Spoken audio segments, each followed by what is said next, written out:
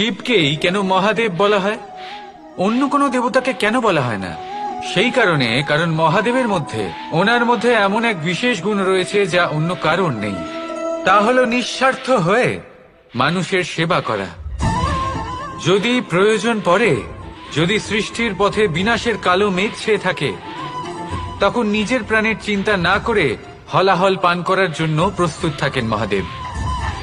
আর এই অদ্বিতীয় ত্যাগের জন্যই শিবকে মহাদেব বলে ডাকা হয়। এবার যদি কোনো মানুষও নিঃস্বার্থ ভাবনার দ্বারা নিজেকে অর্পণ করে দেয় এই জগতের কল্যাণের জন্য, মানুষের সেবার জন্য, তাহলে তিনিও মহাপুরুষ, মহামানব হতে পারেন। যদি কেউ অভুক্ত থাকেন, তাহলে নিজের থালা থেকে অর্ধেক খাবার তাকে দিয়ে দিন। যদি কেউ অসুস্থ হন, তাহলে তাকে সেবা করার, চিকিৎসা করার চেষ্টা করুন। এই জীবন শুধু নিজের জন্য নয়, অন্যদের প্রতি, সমস্ত সংসারের প্রতি উৎসর্গ করুন।